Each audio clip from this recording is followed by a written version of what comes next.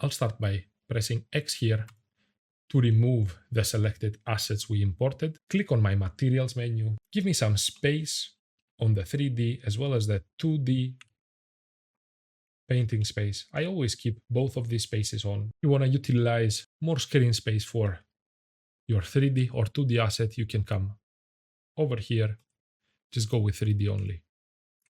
Or you can come to the 2D only view. I usually have them both on and I minimize and maximize as I need, like so. Up here on the right hand side top corner, we can see a few options. Here is where our layers live.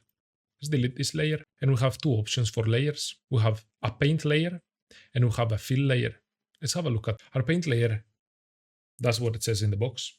You paint with this layer. In the properties, we can find some of our brushes properties or these layers properties.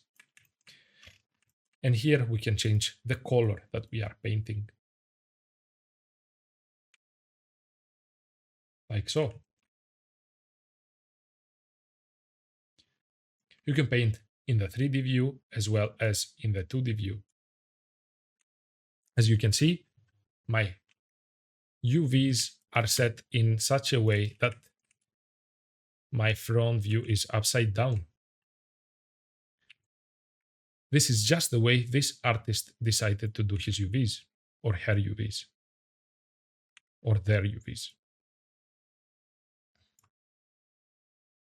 You can rotate your UVs by holding Alt, and you can snap rotate by holding Shift. If you want better control when painting inside the 2D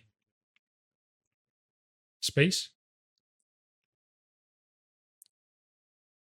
let's close this palette. You can scroll up and find this alignment where it says instead of tangent wrap, which is helping you to paint in a 3D space, change it to UV.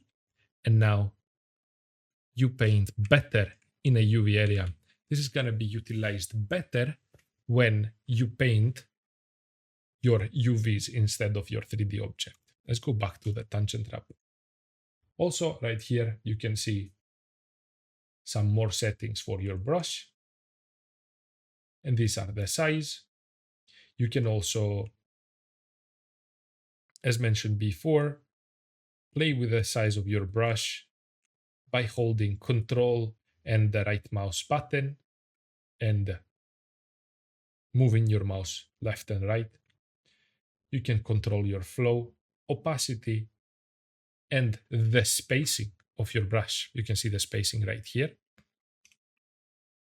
You can find these options here as well under your brush options. You can control the size again. The minimum size, which is controlled by your pen. The flow of your brush. The opacity of your brush, which is different to the flow. The opacity overlaps. As you can see, when these two colors meet twice or thrice, this overlaps. While if we have 100% opacity and we get our flow really low, it doesn't matter how many times I cross paths, it is the same. While doing this with the opacity, so you can see, just only becomes more saturated when it overlaps.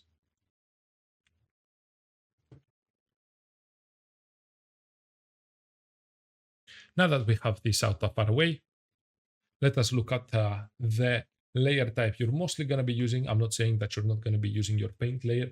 However, it has some limited uses contrary to a fill layer.